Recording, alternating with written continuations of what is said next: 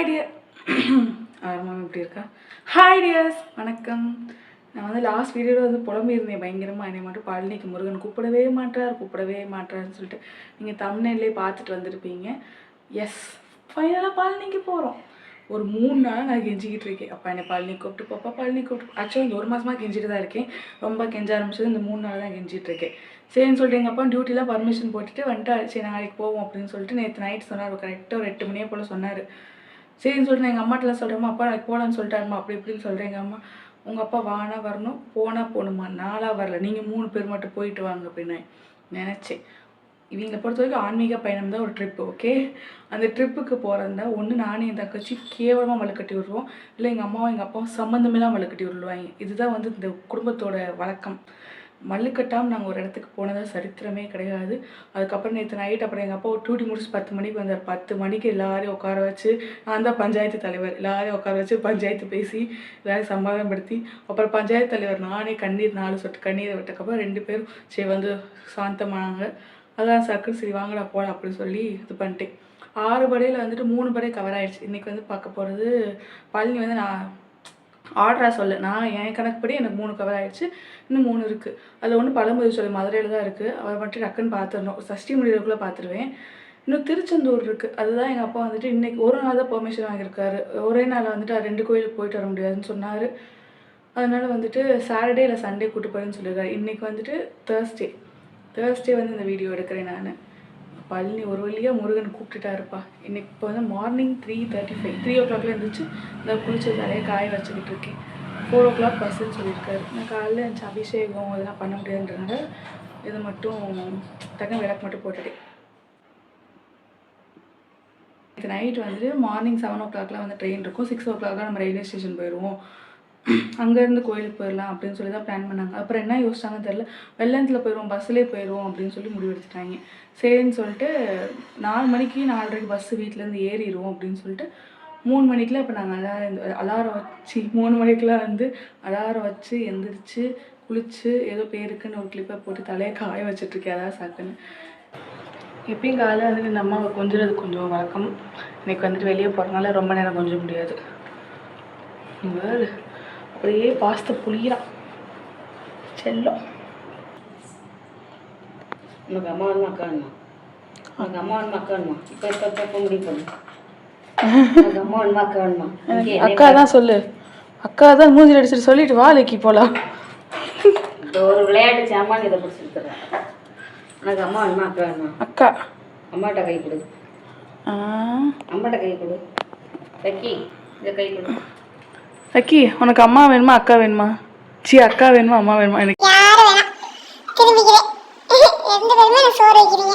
இப்போ யாரை சொல்லி என் சோத்துக்கு நானே விஷம் வைக்க விரும்பல. ஒரு ஆள் சூஸ் பண்ணணும். உனக்கு அம்மா வேணுமா அக்கா வேணுமா? அக்கா தான் சொல்லிட்டு வா லைக்கி போகலாம். நீ கை கொடு, அம்மா கை கொடு. Handshake handshake. அக்கா தான் வேணும். ஹேண்ட்ஷேக் வைக்கணும். லக்கி லக்கி என்னை அவுத்து விடுங்க, யார் அவுத்து விடுங்களோ அவங்க கை வைக்க. எனக்கு யாரும் வேணாம்ப்பா. நீ பொழைச்சிக்கிருவடி, நீ பொழைச்சிக்கிருவ.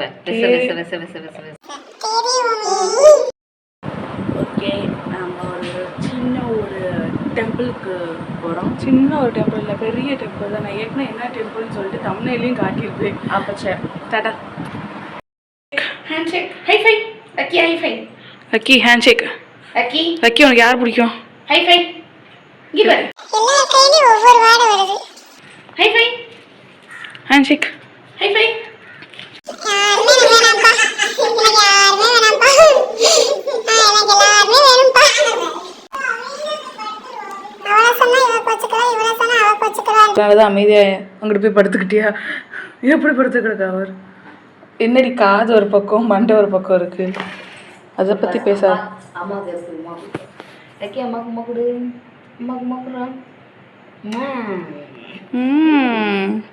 லக்கி இன்னொரு தடவை அம்மாவுக்கு உமா கொடு. ஒரே கொஞ்சம் நாளைக்கு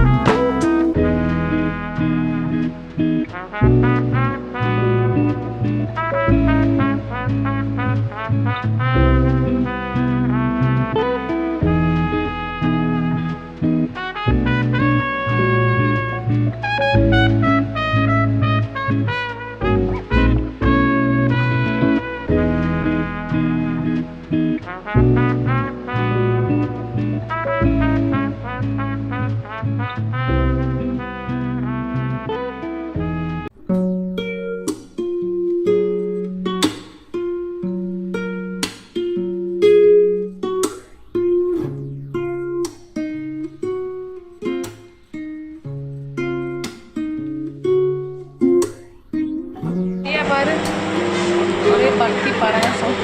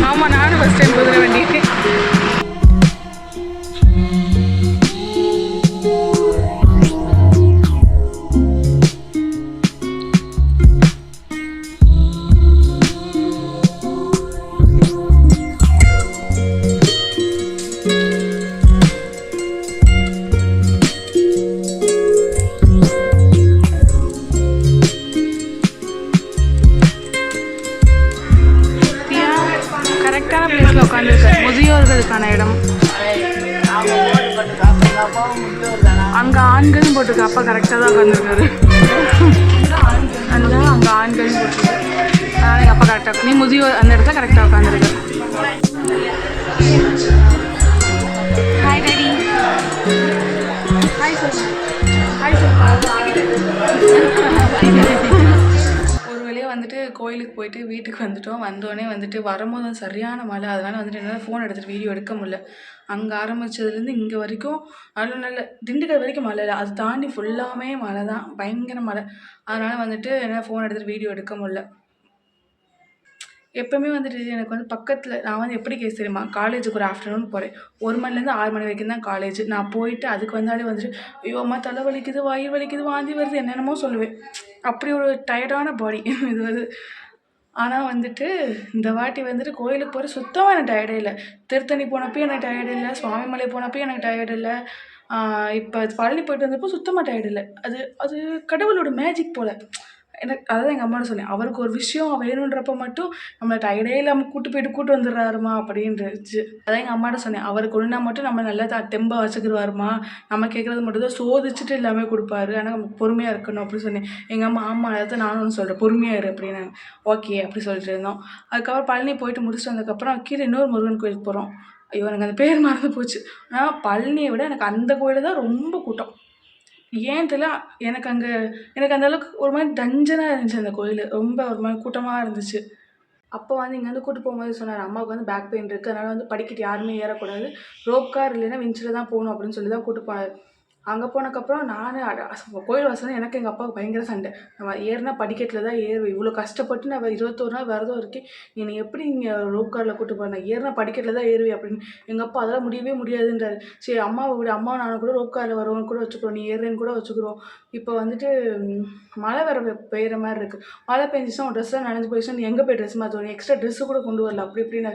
எனக்கு அதெல்லாம் தெரியும், முருகன் மழை வர வைக்க மாட்டார், நீங்கள் மழையில் ஏற்றி விட்டாலும் ஏற விடுங்க, நான் அந்த ஏறி தான் போவேன். நாங்கள் உடனே எங்கள் அம்மா அப்போ நானும் ஏறி தான் போவேன் அப்படின்னு. எங்கள் அப்பா உனக்குலாம் பேக் பெயின் இருக்கும்போது ஏறக்கூடாது அப்படின்னு. நானும் ஏற தான் செய்வேன், எனக்கு முருகன் எனக்கு குறுக்கு வழியே கொடுக்க மாட்டார் அப்படி இப்படின்னு சொல்லியா. ஒரு கட்டத்துக்கு மேலே எங்கள் அப்பா போய் தொலைங்க அப்படின்ற மாதிரி விட்டுட்டேன். நானும் விருக்குன்னு மழையில் ஏறிட்டேன். பாதி மழை வரைக்கும் எங்கள் அப்பா என்கிட்ட பேசவே இல்லை, என் பேச்சை கேட்காம நீங்கள் மழை ஏறுறீங்கன்னு சொல்லிட்டு. ஆனால் ஒரு அதிசயம் தெரியுமா, கரெக்டாக மண்டபமாக தான் ஏறுறோம். 2 பாதை இருக்குது அப்படி தான் நினைக்கிறேன். ஆனால் நாங்கள் ஃபஸ்ட்டு ஒரு பாதையில் ஏறினோம், அப்புறம் நடுவில் ஒரு கோயில் வந்து டேரெக்ஷன் மாறி வேறு ஒரு படிக்கட்டில் ஏறினோம். அந்த படிக்கட்டில் ஃபுல்லாக வந்து மண்டபமாக இருந்துச்சு. நாங்கள் அந்த மண்டபத்துக்கிட்ட போகும்போது வந்துட்டு மழை பெஞ்சு அந்த இடத்துல முடிஞ்சிருக்கு. அந்த மாதிரி மழை துளி விட்டுருக்கு. நான் வந்து முருகன்ட்ட வேணேன், ப்ளீஸ் முருகா தயவு செஞ்சு சண்டை போட்டு நான் மலை ஏறி வரேன், வந்துட்டு எங்கள் அப்பா திட்டுவாங்க மாதிரி நடந்துக்காத முருகா ப்ளீஸ் முருகான்னு கெஞ்சிக்கிட்டே ஏறிட்டேன். சரி விட வரதை பார்த்துக்கலாம் அப்படின்னு சொல்லிட்டு ஏறிட்டேன். அங்கே போனால் என் மேலே ஒரு சொட்டு மழை படல, சத்தியம் என் மேலே ஒரு சொட்டு மழை படல. ஆனால் மழை பெஞ்சிச்சு, அங்கே ஃபுல்லாக மழை பெஞ்சிச்சு. நான் ஒரு மண்டபம் ஏறுறேன் அப்படின்னா வந்து அந்த இடத்துல ஏற்கனவே மழை பெஞ்ச மாதிரி அச்சிருக்கும், அப்படி தண்ணியாக இருக்கும். சரி சொல்லுமா பார்த்து வாங்க மழை பெஞ்சிருக்கு அப்படின்னு சொல்லி அடுத்து ஒரு 2 மண்டபம் கழிச்சு ஏறுனா அங்கேயும் தண்ணியாக இருக்கும். அந்த மாதிரி தான் இருந்துச்சு தவிர என் மேலே ஒரு சொட்டு மழை படவே இல்லை. எனக்கு வந்து அதுலேயே வந்துட்டு ஐயோ முருகா நீ இருக்கியா முருகா, ரொம்ப தேங்க்யூ முருகா அப்படி இருந்துச்சு. அப்போ ஒரு வழியாக பழனி முருகனை பார்த்தாச்சு. நாங்கள் பார்க்கும்போது வந்துட்டு பாலசுப்ரமணியன் குளத்துல இருந்தாங்களாம். நாங்கள் கரெக்டாக போகும்போது வந்துட்டு வேடன் குளத்துல இருந்திருக்காங்க. நாங்கள் அந்த வேடன் குளத்தை பார்க்கல, நாங்கள் லைனில் நின்றுட்டு இருந்தோம். அதுக்கப்புறம் நட சாத்திட்டாங்க, கொஞ்ச நேரம் உட்காந்து அந்த கேப்பில் வந்துட்டு பாலசுப்ரமணிய அலங்காரத்துக்கு பார்த்துட்டாங்களாம். நான் யூடியூப்பில் வந்து சர்ச் பண்ணி பார்த்தேன், பாலசுப்ரமணிய அலங்காரத்தில் வந்து நம்ம முருகனை பார்த்தா என்ன பலன் அப்படின்ற மாதிரி சர்ச் பண்ணி பார்த்தேன். குழந்தை இல்லாதவங்களுக்கு குழந்தை பிறக்கும் அப்படின்னு போட்டுருந்துச்சு. சரி ஓகே பார்த்துக்கலாம், நெகட்டிவாக போடல அது வரைக்கும் சந்தோஷம், பாசிட்டிவாக போட்டிருக்கு, நெகட்டிவாக போடல அது வரைக்கும் சந்தோஷம் அப்படின்னு சொல்லிட்டு சரின்னு சொல்லிட்டு அங்கே அரோகரான்னு கற்றுனாங்க. நான் கூட சேர்ந்து அரோகரான்னு கத்திட்டு வெளியே வந்துட்டு ஃப்ரெண்ட்ஸுக்கு ஃபேமிலிஸ்க்கெலாம் வந்துட்டு பஞ்சாமிர்தம் வாங்கிட்டு வந்தோம். அதுக்கப்புறம் வந்துட்டு அப்படியே கீழே இறங்கி வந்துட்டோம். கீழே வரும்போது ரோப் காரில் தான் வந்தோம். உள்ள கோயிலில் ஃபோன் அலோடு இல்லை, அதனால் வந்துட்டு என்னால் ஃபோட்டோ வீடியோஸ்லாம் எடுக்க முடியல. நிறைய பேர் ஆனால் ஃபோன் வச்சுருந்தாங்க, ஆனால் அவங்க அதை மைக்லேயும் அனௌன்ஸ் பண்ணாங்க, நிறைய பேர் எங்களுக்கு தெரியாமலே ஃபோன் எடுத்துகிட்டு வந்திருக்கேன், அதை நாங்கள் பார்த்தோம்னா பறிமுதல் பண்ணிடும் அப்படின்னு சொல்லி மைக்கில் அனௌன்ஸ் பண்ணாங்க. அதான் வந்துட்டு சரி அப்படின்னு சொல்லிட்டு விட்டாச்சு. அப்புறம் வந்துட்டு அங்கே நாங்கள் ஒரு ஃபேமிலி ஃபோட்டோ மாதிரி எடுத்தோம். கேமரா வச்சுருப்பாங்க கேமராமேனு, அவங்ககிட்ட வந்து சொல்லி ஒரு ஃபேமிலி ஃபோட்டோ மாதிரி எடுத்தோம். அதுவும் சூப்பராக இருந்துச்சு. அப்புறம் பஸ் ஏறி வந்துட்டு லஞ்செல்லாம் சாப்பிட்டுட்டு வீட்டுக்கு வரும்போது தான் பயங்கரமான மழை. இப்போ தான் வந்து நான் காலைல அபிஷேகம் எதுவுமே பண்ணல, இப்போ தான் வந்து அபிஷேகம் இதெல்லாம் வந்து பண்ண போகிறேன்.